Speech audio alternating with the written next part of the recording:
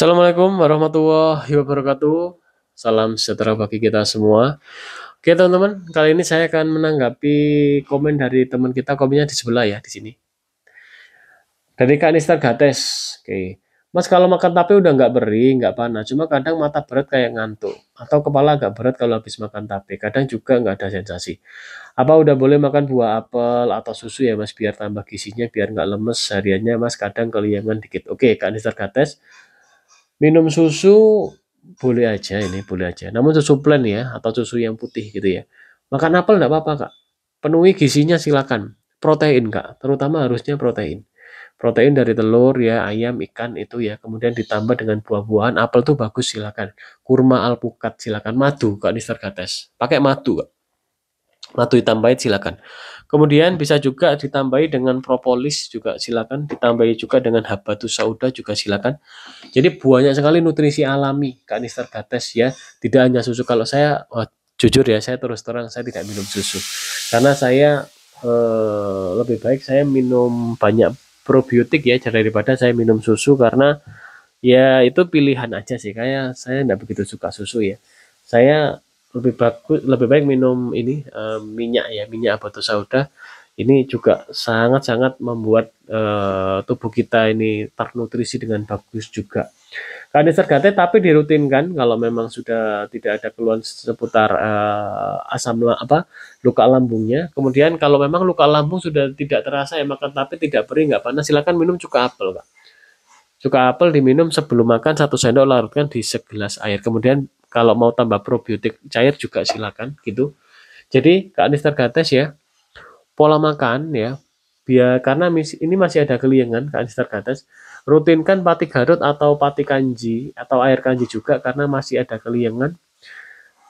Ini masih lemes karena kalau masih lemes, ini penyerapan nutrisi dosis harus belum maksimal.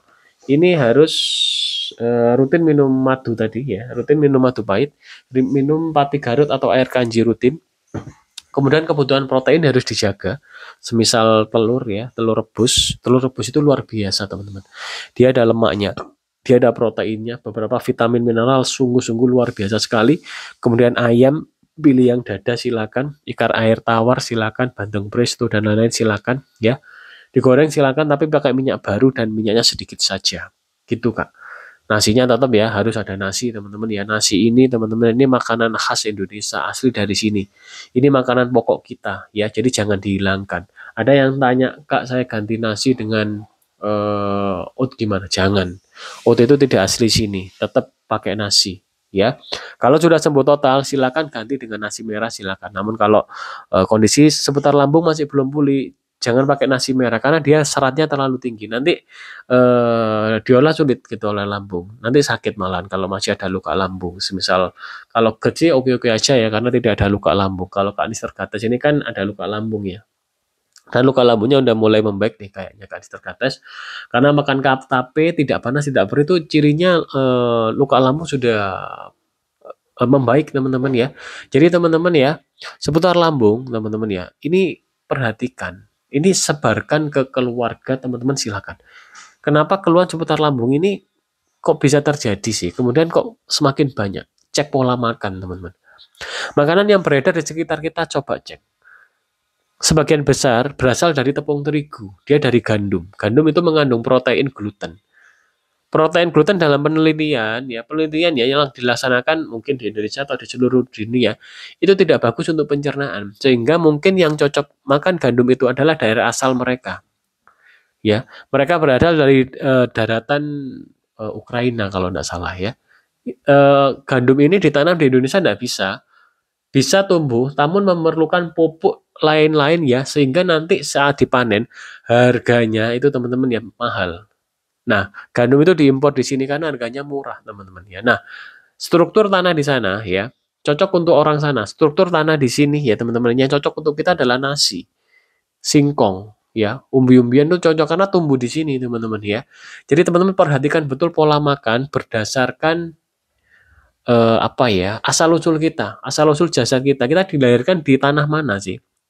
Gitu, intinya simpel teman-teman. Tapi kalau kita bisa memahami dan meyakini ini ya, dan kemudian kita laksanakan, kita akan masih bingung. Tapi kalau teman-teman meyakini, dilaksanakan, dan ada hasilnya bahwa bisa sembuh total seputar lambung, teman-teman akan takjub ya betapa kita sudah disediakan oleh alam di sekitar kita untuk kebutuhan kita. Kita orang Indonesia, kita orang Nusantara, makanan khas kita tetap nasi.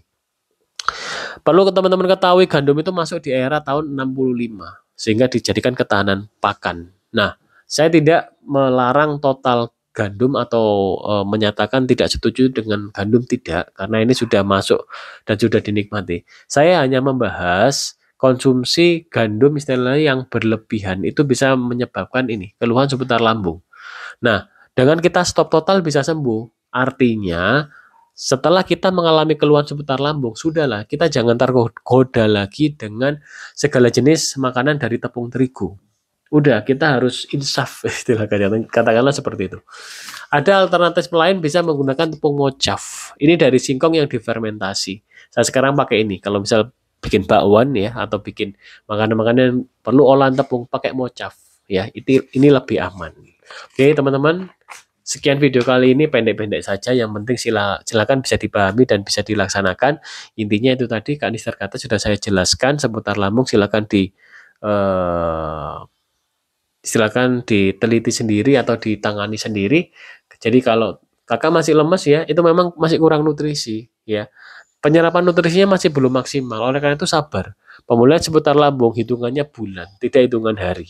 Oleh karena itu tetap semangat ya, yakin bisa sembuh. Oke, teman-teman, sekian dari saya dan mohon maaf apabila ada salah kata. Cek video-video yang saya yang lain, barangkali bermanfaat. Kalau mau konsultasi dengan saya, cek di deskripsi channel. Oke, teman-teman, wassalamualaikum warahmatullahi wabarakatuh. Salam sejahtera bagi kita semua.